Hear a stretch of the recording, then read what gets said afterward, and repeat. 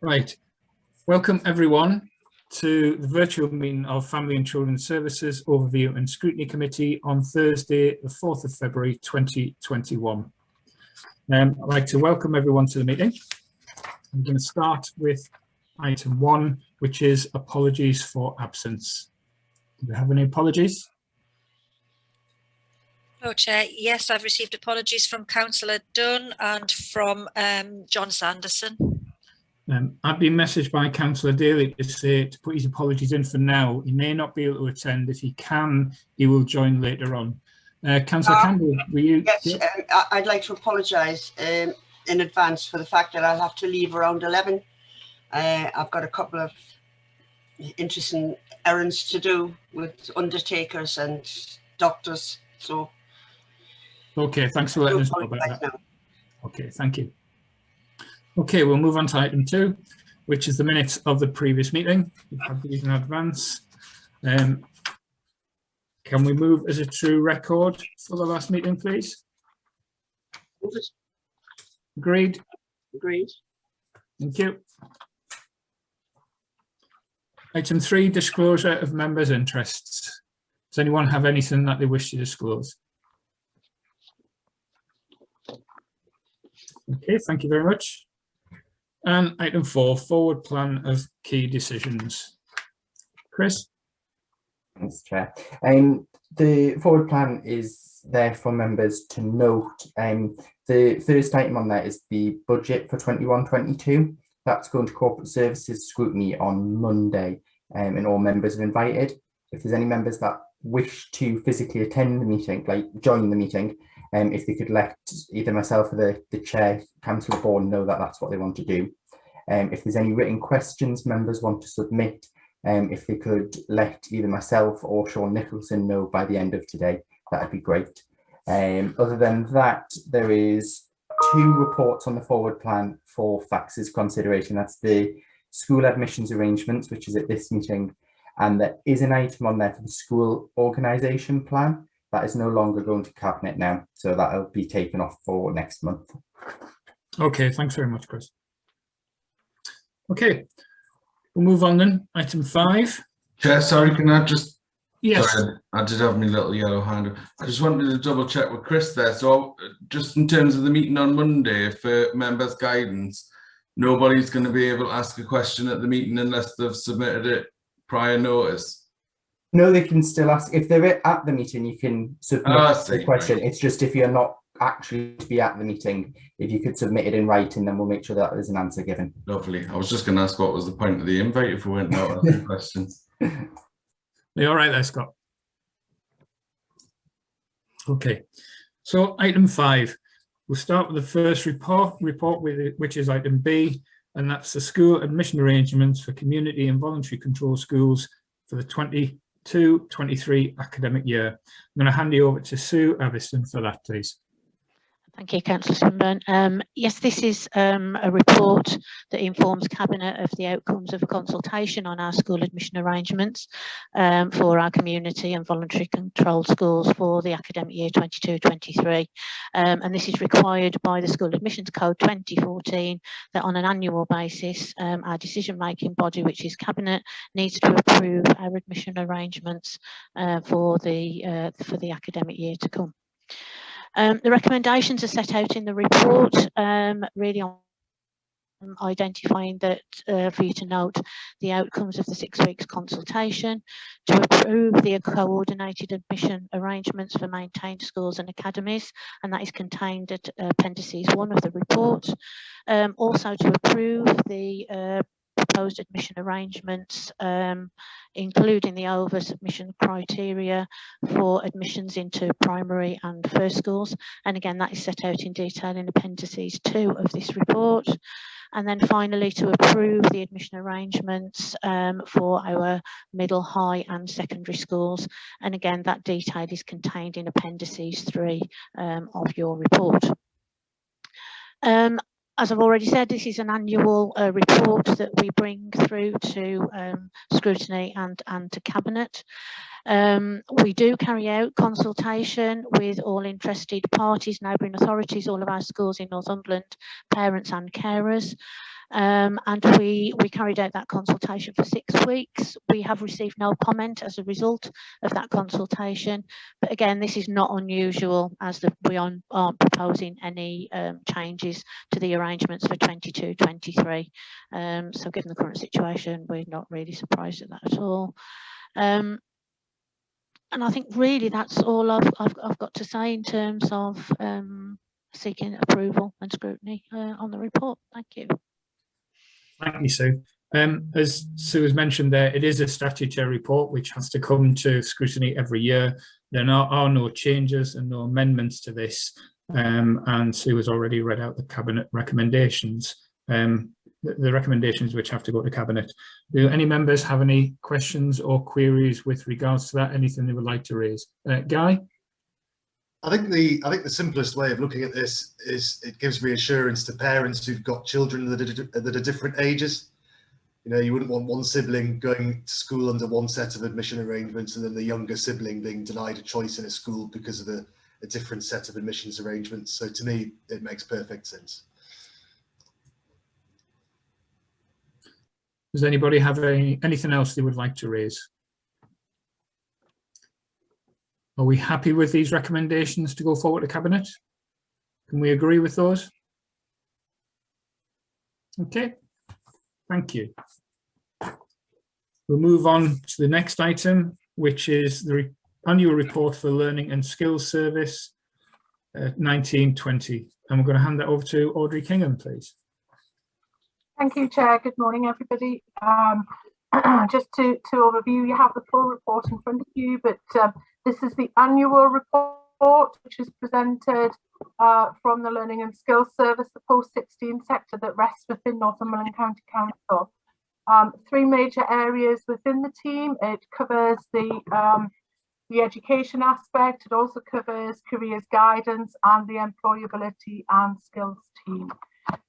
It goes without saying that last academic year was an unprecedented year, and I'll talk about that again in terms of the next Facts Committee when I bring forward the annual education report. But it was a year like no other, with significant challenges, and the teams across all of these 3 services faced a number of challenges, but worked extremely well and hard to continue the learning and really mitigate any negative impact for any of the young people across the county throughout the lockdown. The lockdown took really 50% of the last academic year, so it's a really interesting year to be able to review the performance more broadly. So I'll come back to the recommendations if I can, and just pick out a number of areas.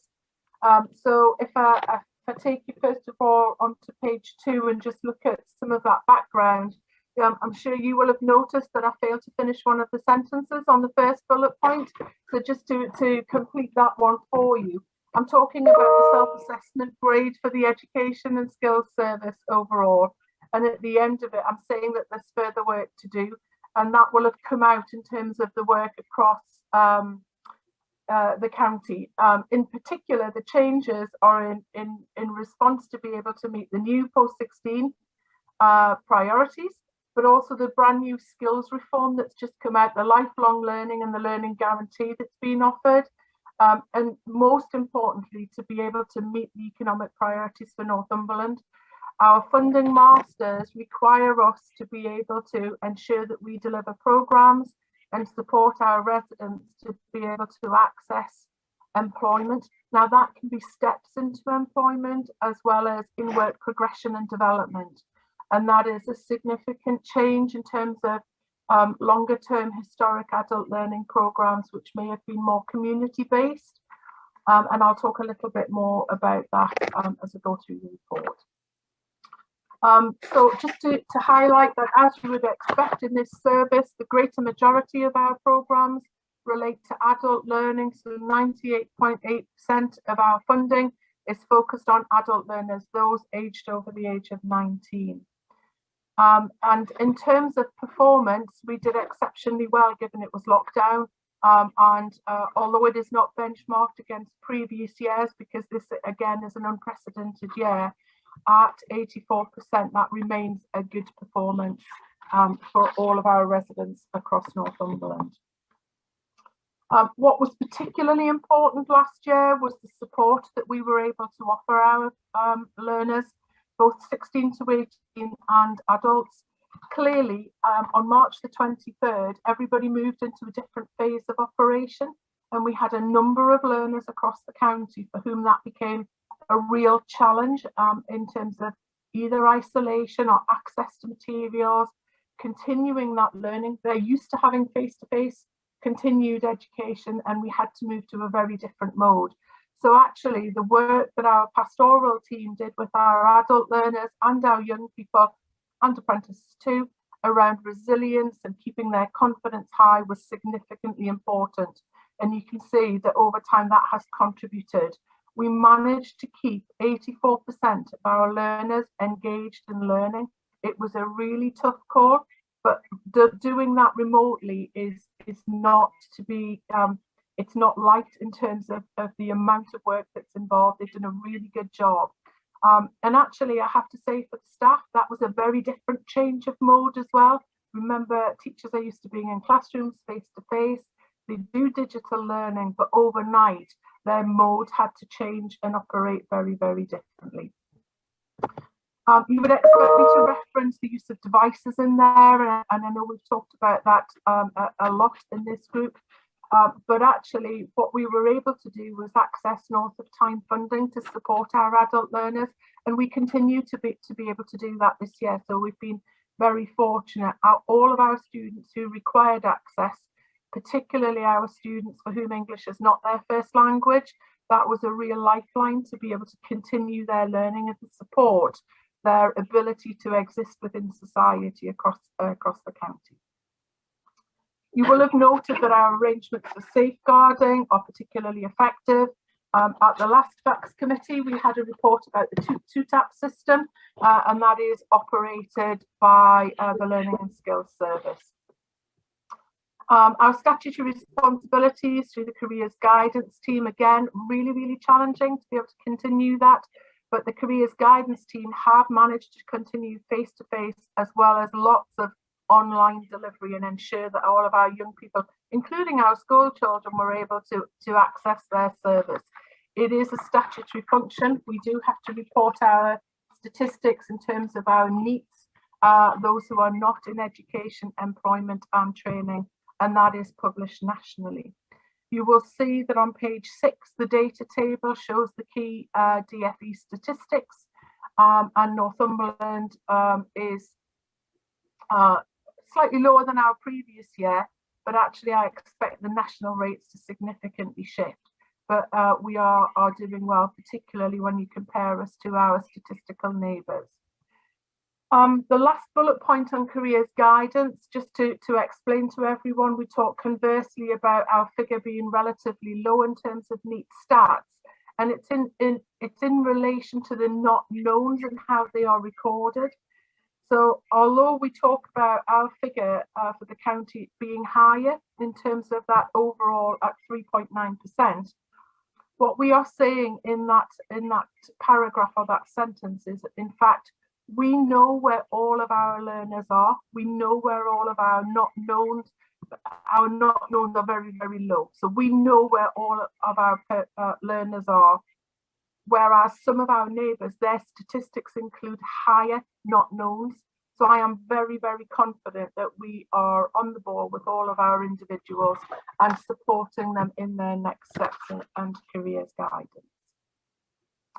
And the last element, just very briefly to mention, is our employability and skills team, a significantly important element of this area of the service.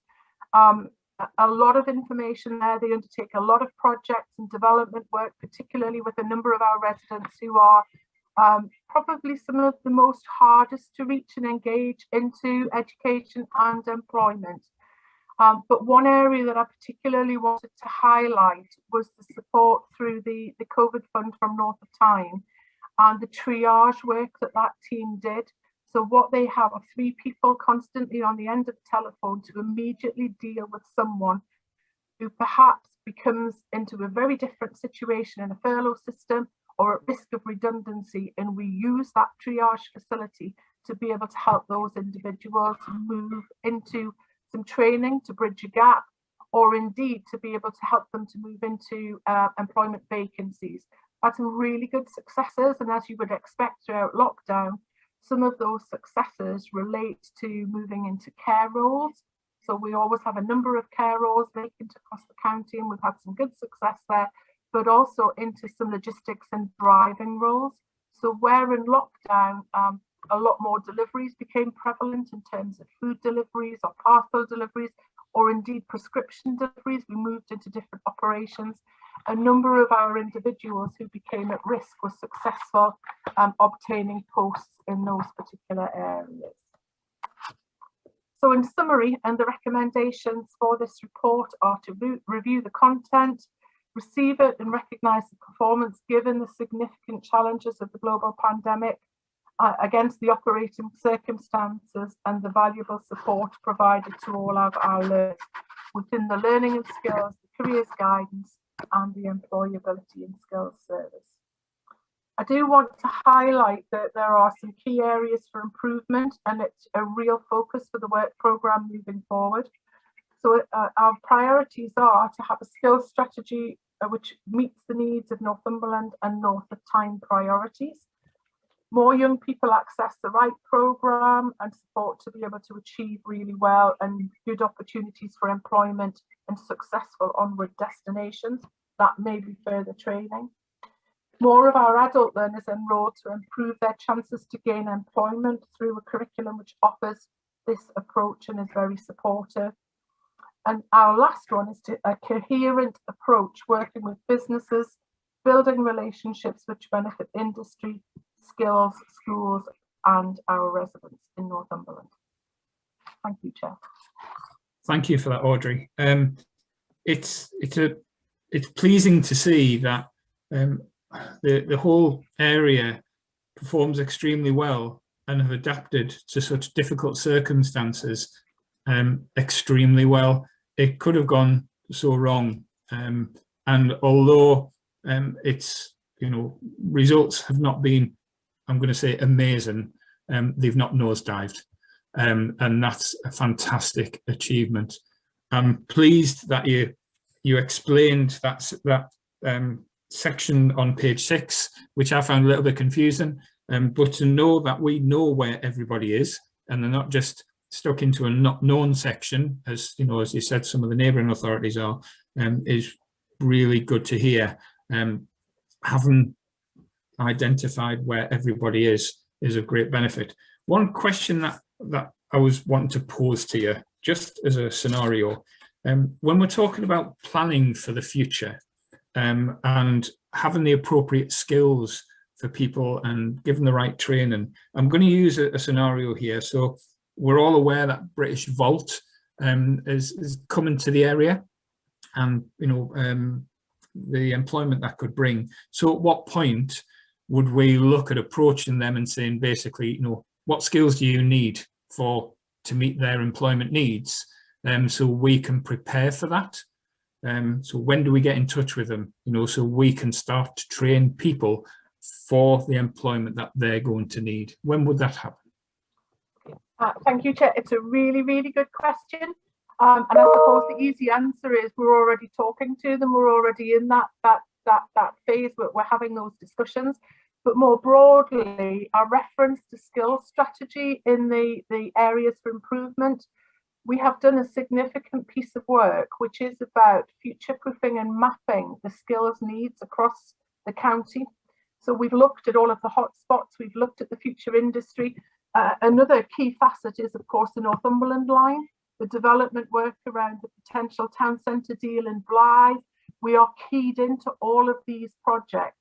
We have taken every single project that's in the regeneration pipeline, all of the work that's there, as well as canvassing industry.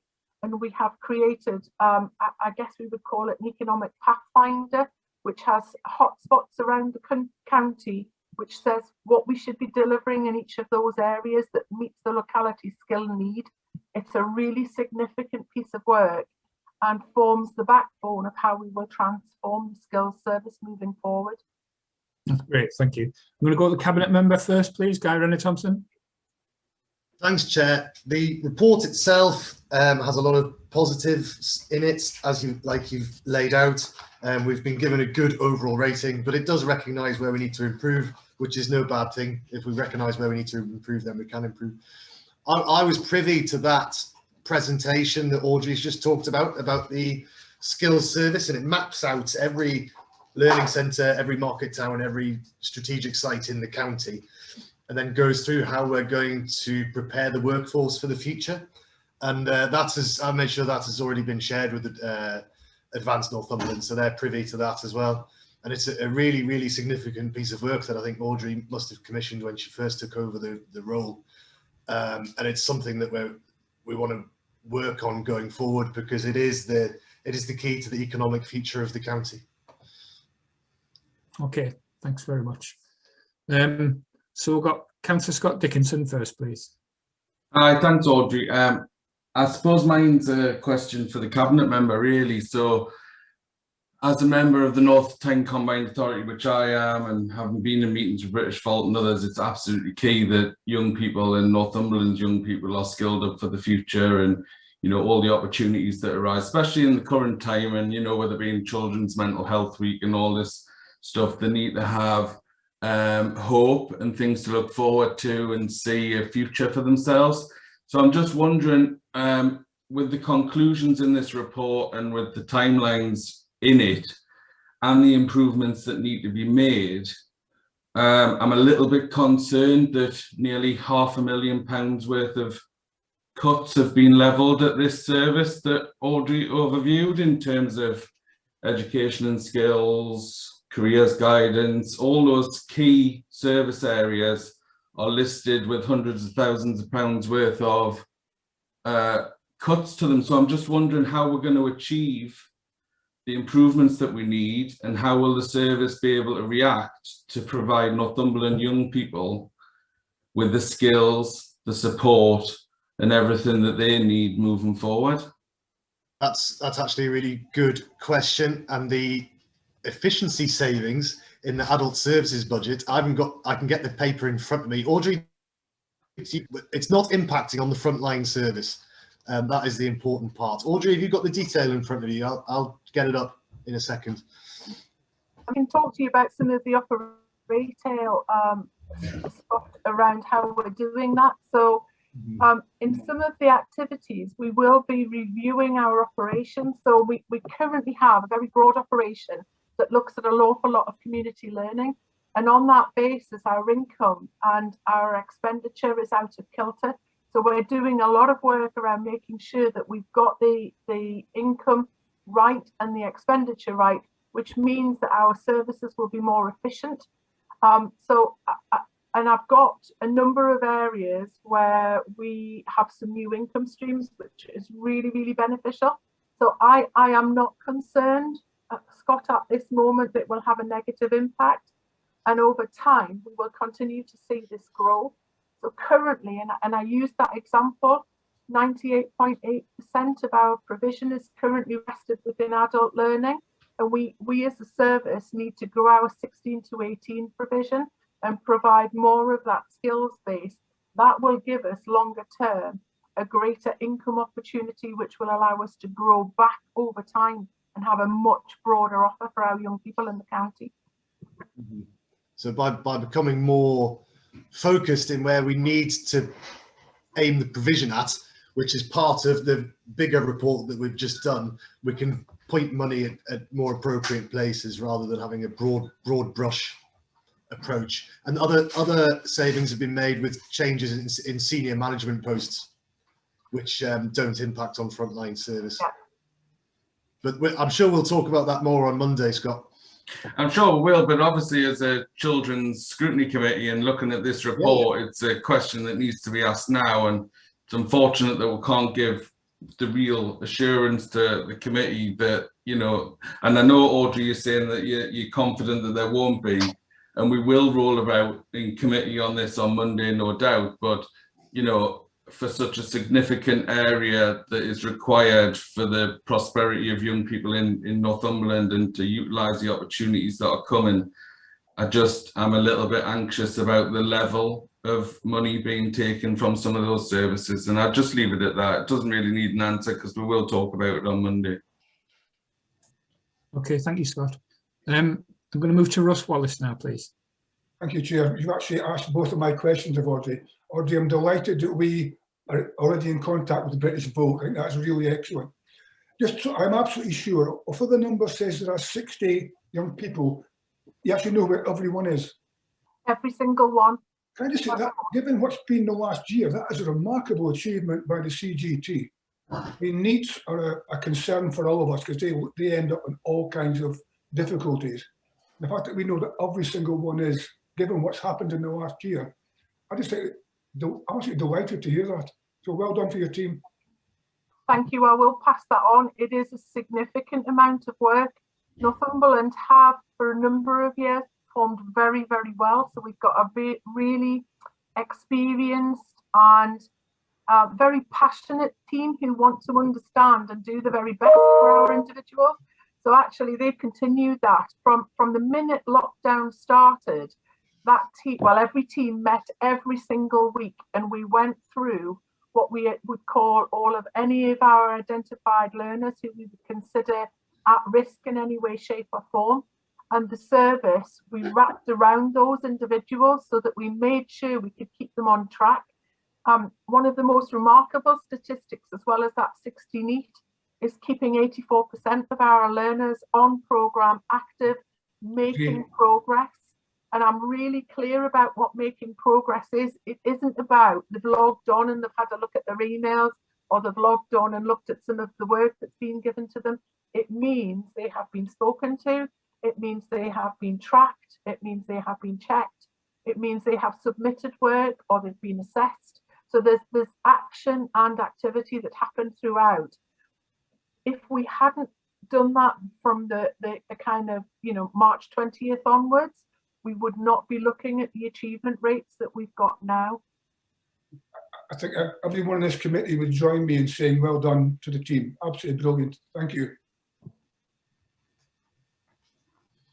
Thank you, Russ. And I think given those results, as you've highlighted there, Audrey, just goes to show the level of commitment and focus that our team in Northumberland has.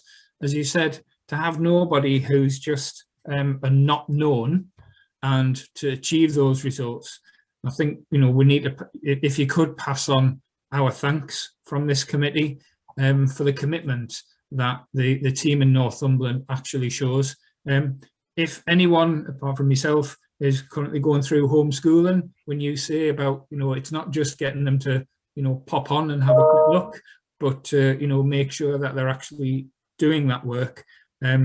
As someone, as I say, who's currently in the homeschooling situation, that is quite a feat, making sure they are doing what they should be doing. So please pass on our thanks, because it is a fantastic achievement. And we do have an amazing team in Northumberland to show that level of commitment.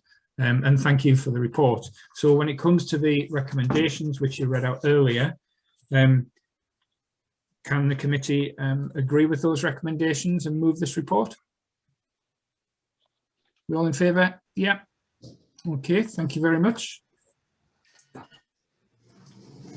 So we'll move on to item D, which is the Winter Support Grant free school meals. And again, it's Sue Aviston who's going to present that report. Thank you very much, Chair. Yep, the purpose of today's report is a follow-on from one that we presented last year, and it's to give members an update on the delivery of the Winter Support Grant over the Christmas period. Again, the recommendations on the report are just to note the content of the report, and also we're suggesting that we follow this report with a further report after the February half term and Easter holidays to give a further update as to the activities that have taken place during both of those holiday periods too. So in terms of some of the background, I think the committee will remember that the local authority received funding in November of 2020 to support families and individuals right through to the end of the financial year, the 31st of March. And really the fund was not only intended to support eligible families who have access to free school meals, but it was also open to wider support for residents and communities. And this report provides you with an update of the initiatives that we've taken over the Christmas holiday, for the Christmas holiday period. So as previously reported, we did say that we were going to look at 3 delivery methods of supporting our families during this time. And we looked at delivering local arrangements. So we knew there was already a number of schools in Northumberland that had systems in place to support their families needing additional support during the holiday times. We also then looked at a local voucher scheme using a national company to support us with that. And we also, for our rural communities, where it was difficult to access some of the larger supermarkets, we provided a physical gift card for the co-op. So all in all, over the Christmas period, we actually supported 9,168 children to get additional support, actually over the holiday period through those 3 methods. Again, just moving on through the key issues of the report, in paragraph 3 sets out in detail how the voucher system worked for both schools, parents, and giving the schools ease of administration, and also giving parents real choice without any stigma. A voucher came to their phone, they could walk into the supermarket and use it just the same as anybody else would. Just to reiterate again, I think the things that we spoke about before Christmas, that the platform was free to use. 100% of the funding was going directly to parents and carers. Another element of the voucher system, any unclaimed vouchers could also be reclaimed by the council and then could be used again in further holiday periods. So again, really very, very flexible and very helpful. So following the meeting where we presented an update to the committee, we then did some training and demonstrations for our schools around the voucher system. And that resulted in a number of our schools changing their minds really and deciding not to do their local arrangements anymore, but actually to get on board with the voucher system that the local authority was proposing. So therefore, as a result of that, we had 134 of our schools decide to use the voucher system, and that's just over 80% in total use that system over the Christmas holidays. 32 of our schools, which is just 19%, carried out their own local arrangements. So again, that would be, food parcels, their own voucher system, a variety of things that they would have done themselves.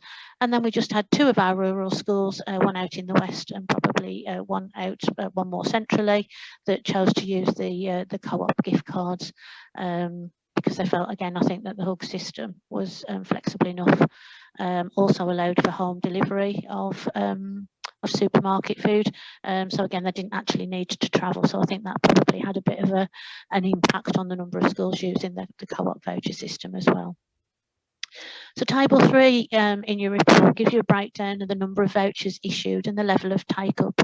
So whilst in the past families have been given vouchers, they don't always necessarily use them.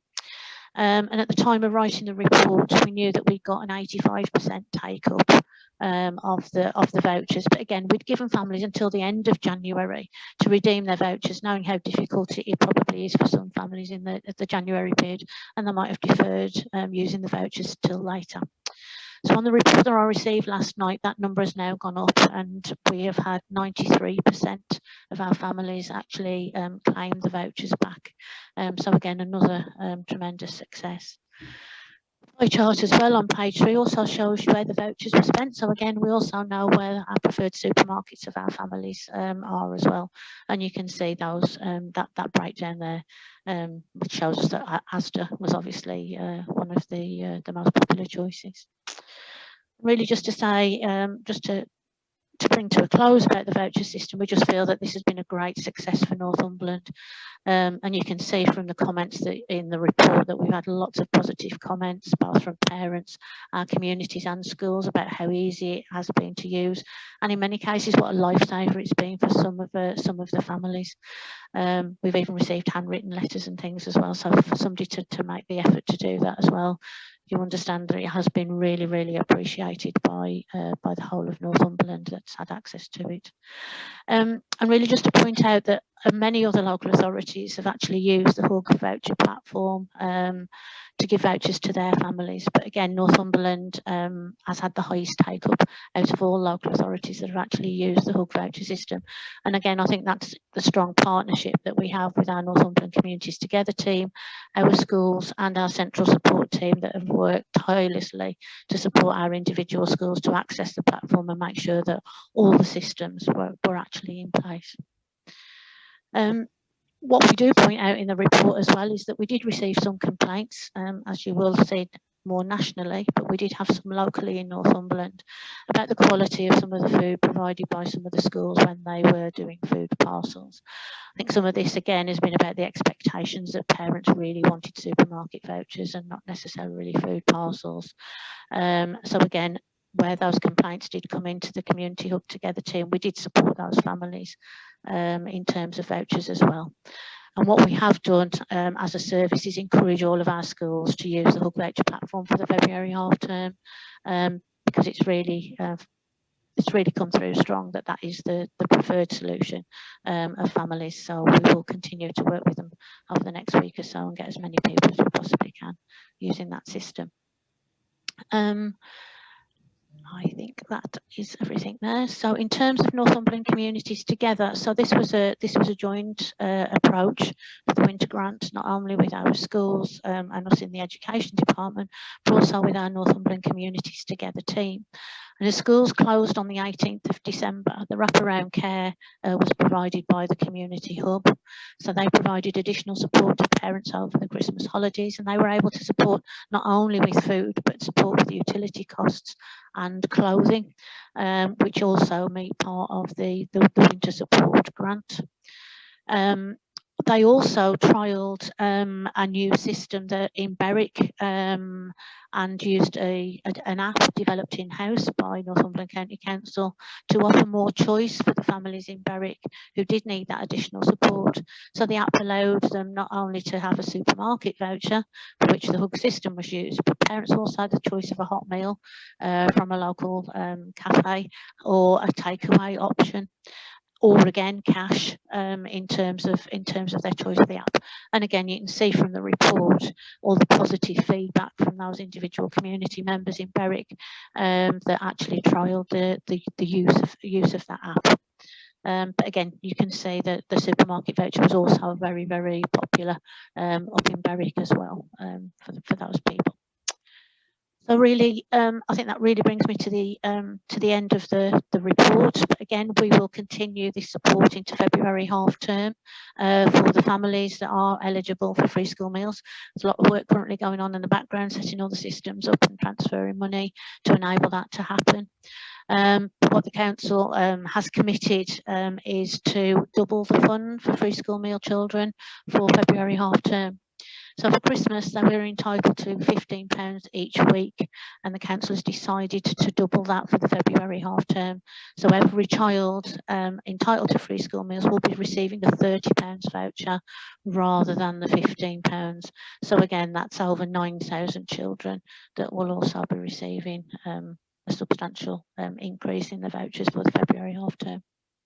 Thank you, Chair. I think that's everything. Thank you, Sue. And finishing the report with some extremely good news there with that uplift for the February half term. Guy, did you want to add anything to Sue's report there? Yeah, thank you, Chairman. I mean, this is a very report with a not so positive background. We'd rather the pandemic wasn't happening and this wasn't a necessity, but we are where we are. I think every one of us on this committee will have lobbied the government post-October for the winter support grant. I certainly wrote to Vicky Ford MP, who's responsible for school meals. We got our £1 million in November. When we got that money, there was different ideas flipped out about what to do with it. Do we go down the food parcel route? Do we go down the ingredients route, like in Gateshead? That's what they did. And as an administration, we were clear we wanted a voucher scheme. Mainly due to the rurality of the county, it would be very difficult to deliver food parcels out to various locations, and also it seems to be the preferred option coming through from residents and we've been really happy with how the officer team put that together. The hug voucher scheme is unrivaled, I think, and the fact that it didn't cost the county any money, whereas there are other voucher schemes where they take a percentage of commission on the money that's spent. So to avoid that and have a scheme where all of the money can be forwarded on to the parents and children in need is a kudos to everyone. And the fact that we've had enough money that we're able to double up in the February half term and give the £30 for the week is a major success story for us. I think in general that Northumberland has done very well out of this. There are other local authorities in the region and the country who've come under considerable criticism for their holiday meal programme. You've already spoken about some of the food parcels and so on, whereas this report shows that we've had a lot of praise from the general public, which is, I think, how we can measure our success on this. So happy to take comments from the committee. Thank you, Guy. I was keen for this and requested this report to come back. It's one thing putting something into place, but it's pointless if we don't have a report to find out if it's worked or not and gauge the users, as it were, feedback, the residents' feedback. It's obviously disappointing that some people, you know, to see some comments of some people where they received a poor quality food parcel, shall we say. It wasn't what we preferred. We preferred the voucher system, and as Sue has already said, we're looking to improve on that, where people, some schools opted to provide a food parcel instead of the voucher system, and we're looking at turning that around. I've got some questions myself, but before that, I'll open it up. I saw Councillor Campbell was waving furiously at the camera first of all, so I'll go to her first. Thank you very much, and thank you for the report. I mean, it's a very positive report for Northumberland, but it does have a sting in the tail, that the fact that there are so many children and families in need in 2021. We are one of the richest countries in the world. We should not have to be in a situation where children are dependent on either a poor food parcel or a voucher, but at least we have to say that in Northumberland, I give credit where it's due, I have had some feedback, and parents are much happier with the voucher. It gives them so much more freedom and more choice as to how to spend it, and they don't spend it in drug dens and places of ill repute. They do spend it on food, and it's it's all down to the county. At least compassion's starting to filter through in Northumberland. I hope it does so nationally, and I would hope that by this time next year, those numbers in need will have reduced greatly. It's not the best thing in the world for any child going to school with on an empty stomach, but at least in Northumberland, we are doing our best. And I do, when you talk about this £30, is it £30 per child per week, or is it just an overall, is it just a ball figure? Can somebody answer that question, please? But I would just like to say thank you to Northumberland for what you're doing. It's the £30 per child, Deirdre. So the scheme as it exists now, but it's more money. That's really good. I as I said, credit where it's due. I hope the rest of the party nationally and the rest of the country follow your example. Thank you, Councillor Campbell. Next is Councillor Dickinson. Yeah, very positive report for Northumberland. I think it's all credit down to the officers, and I don't want to get into a political silliness with Guy, but there was a lot of political swirling in and out, and nationally, would they do it, wouldn't they? Then all the councils around Northumberland said they were going to do it, and then Northumberland came in after. But the staff, the officers, everybody clearly had a plan ready anyway. They've supported the most vulnerable families across Northumberland, which was the main point of it. We recognise as a committee, as a council, that there's far more demand on free school meals than there was previously, and a lot of that's to do with families losing their jobs and incomes and all these things going on that schools have been dealing with as well, and this is a good report, and the council did a good job. and schools have done a good job because they've often topped up the vouchers with additional food and all sorts of stuff, you know, and I know teachers who bring stuff in and give it to children that they know in their classes and things like that. So, you know, it's a real team effort. There was a lot of community groups involved as well.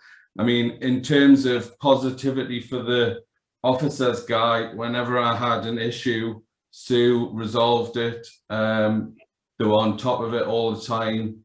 Whenever it was an individual family, they could resolve it quite quickly. So, you know, credit to them all.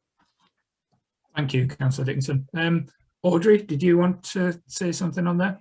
Yeah, it was just to note, because we've talked very much about the families and the impact on families, which is exactly what this should be.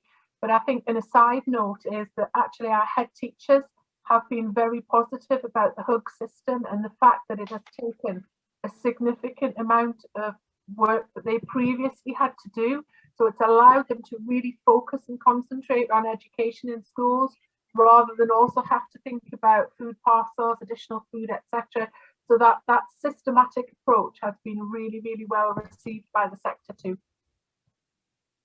Thank you, Audrey. It's, yes, as we say, there's been a lot done by the officers, but, you know, the schools play a massive part in this as well, with the work that they do in, you know, dealing with the authority, dealing with the families, you know, and the children, in making all this work as well. Lynn Horton. Hi, yeah, I was just going to build on that and sort of say thank you to the team for that, because as a full-time member of teaching staff, to see the impact that that's had on the children of our school communities being absolutely fantastic. And I would also just pay credit to as well to all of the community responses, because we had, I don't know how many schools were involved in was it Operation Elf at Christmas in the local area, and the number of food parcels and packages that were put together for the most needy families in my own school in that last week of term, the support that they were being given with food, with gifts, with just all the essentials that they were going to need to be able to have some form of Christmas in these really difficult times, was absolutely fantastic. It was really emotional seeing it all set up, ready to go out and be taken out to the families as well.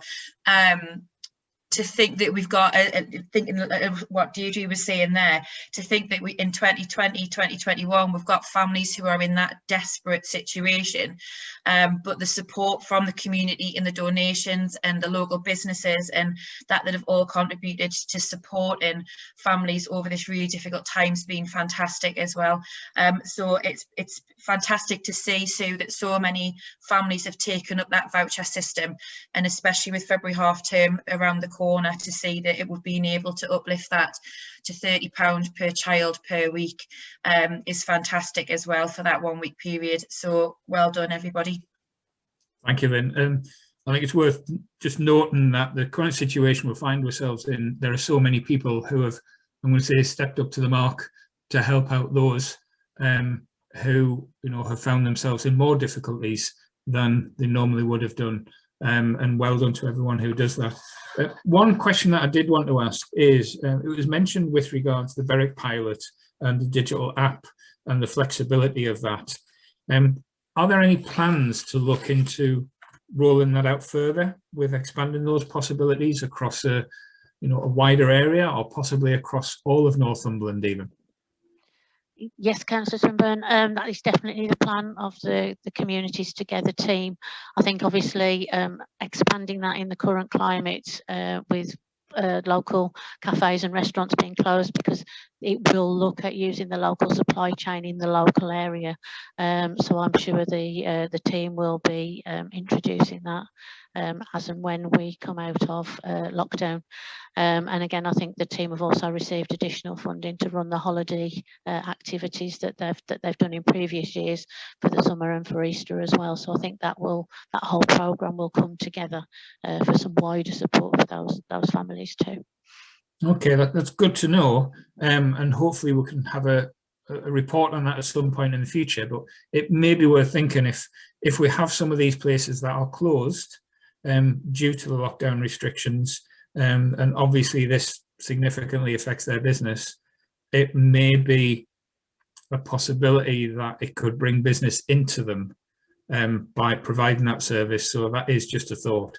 And to add on to that as well, that with regards to this report we've got today, there will be a further report, because obviously this is an ongoing situation with regards to funding, and there will be a further report that will return to this committee in a few months' time, once this, I'm going to say this exercise, but once we've completed the current funding which is available, and we do a further revisit to this current process and see what the outcomes are in the future.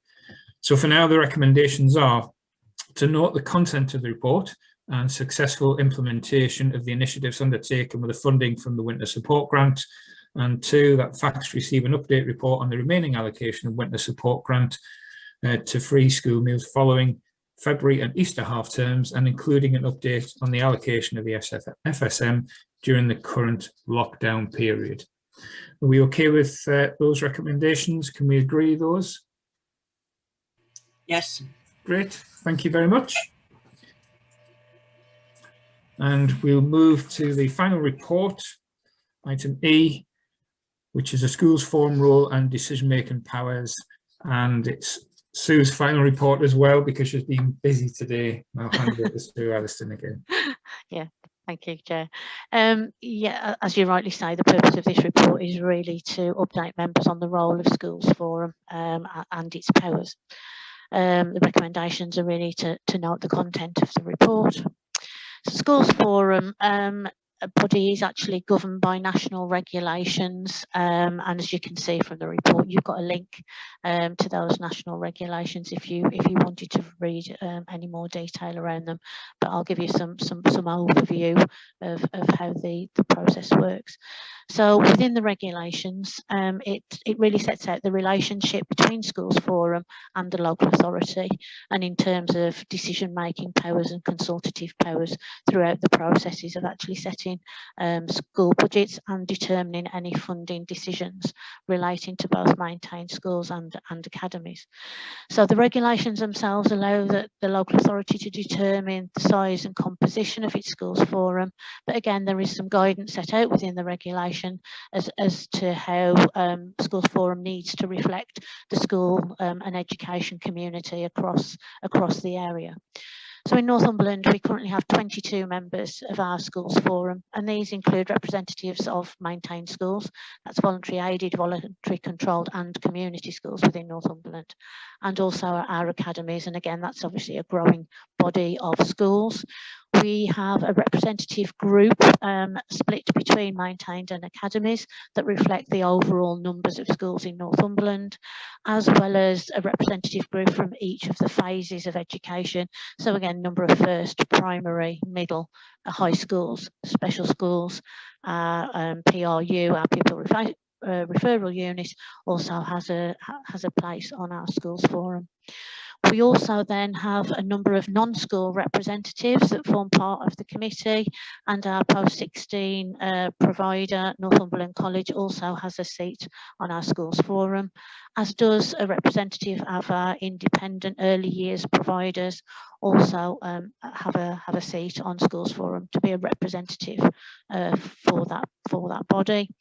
And again, our trade union colleagues do attend Schools Forum as well, and they also have a seat on the committee. Council officers do actually attend the meeting, but we are not actually form part of the committee and don't have any decision-making powers. We are there to present reports and provide financial and technical advice to Schools Forum. Our Cabinet Member for Children's Services, as well as the Cabinet Member for Resources, the Director of Children's Services and the Chief Financial Officer may also speak at the meeting and again provide support and guidance. Also there to listen to the views of Schools Forum, as our elected Member for Children's Services, part of Cabinet, are actually the decision-making body in terms of the allocation of the funding formula that impacts on all schools across Northumberland. So really, as you will see from the appendices, A sets out probably at a higher level the powers of Schools Forum and the local authority. So generally you'll see that where it comes to large decisions around the funding formula values and the allocation to funding of individual schools, that Schools Forum generally have a consultative role. As I say, with the final decisions being made by the Council's Cabinet. Although our Schools Forum are very strongly listened to in their views, as are our schools in any recommendations that are put through forward to Cabinet to make the decisions. There are also circumstances where Schools Forum or specific representatives of Schools Forum do have some decision-making powers. These generally relate to the use of the school's block budget, such as potential movement between blocks. So we have a schools block and a high needs block. So in previous years, money has moved between the blocks, and that is solely the decision of Schools Forum and not our elected members. Some of our maintained schools as well also have responsibilities on making decisions on behalf of maintained schools around de-delegated funding decisions. So again, where schools en masse want to buy a service from the County Council, our trade union colleagues, for instance, our schools buy in en masse to that trade union support, and that's done through a de-delegation through the decision-making powers of the maintained schools on Schools Forum.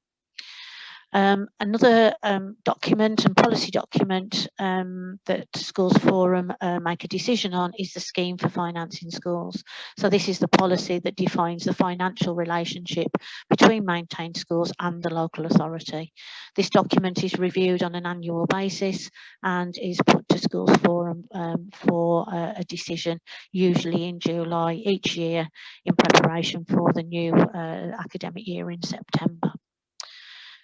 Again, there's a full list, as I've said, of Schools Forum powers and responsibilities. These are published by the Education and Skills Funding Agency and are attached at appendices A of the report for your information. Again, Northumberland Schools Forum specifically provides an effective level of challenge and support, I think, to officers and elected members when determining funding priorities in the best interests of all Northumberland children. Set out in the report, you'll see Schools Forum have supported the transfer of funding from the schools block to the high needs block for the last 3 years. This support has been needed due to the increased pressure on the high needs block, due to the increased demand for special school places, and particularly those places out of county that tend to be more costly. So through the decisions that have been taken more broadly by Schools Forum, this has had a significant impact on the level of deficit that we currently have within our high needs block. And you can see from the report that our deficit has reduced from just over £2 million to just over 600,000 in the last 2 years. So you can see the impact of some of the decisions and the big picture that I suppose we're fortunate enough that our Schools Forum in Northumberland really put at the heart of their decision the children of Northumberland, and do make the decisions on what is best for them. I think that's all for me now. Thank you. No, that's great. Thank you very much for that, Sue. Guy, did you want to add to that? Thanks, Chair. Yeah, I'm really just repeating what I said at the last meeting when we talked about the national funding formula and how the Schools Forum had supported the 0.5% from the high needs block. It just shows how important they are to the decision-making process, and they are taken seriously. And I'll add, because I go to the meetings, that they do provide a lot of challenge to myself and officers on behalf of their respective schools and their unions. So it is a worthwhile committee. Thank you, Guy. I thought it was appropriate for this report to come just to give more information to Scrutiny as to what the Schools Forum actually did, for those members who didn't know. One thing that I wanted to ask was, because the Schools Forum is a has decision-making powers, and that includes some relating to de-delegating funding, I wanted to ask if it was possible, if with the agreement of the committee, for us to have an annual sort of summary of basically what goes on in the Schools Forum, for that to come to Scrutiny each year, just so we know what decisions have been made. If the committee agrees, just so we have an understanding as to what decisions have taken place, etc. I've got a bit of an echo back there. Audrey? Chair, just to note that Kath is very supportive of an annual report. Her laptop has just crashed and so she's disappeared out the meeting. So I just thought I'd let you know that, but she's very happy to support that. She's back in by the looks of it. That's great. Thanks very much for that, Audrey. Does anyone else have any questions or anything they would like to raise with regards to that report? Okay, so the recommendation of that is just to note the content of the report. Do we all agree? That's great. Thanks very much. And thanks very much for all your reports, Sue. A lot of work gone into those. Thank you. So the final item is item 7, the report of the Scrutiny Officer. Thanks, Chair. The work programme is there for members to note. There's a couple of changes, or just one change, in that the school exclusions update that was scheduled for April will be coming in March now. The school reorganisation plan that's on there for March is the one that was on the forward plan. That's no longer going to Cabinet, but that'll still be coming to the committee for your information.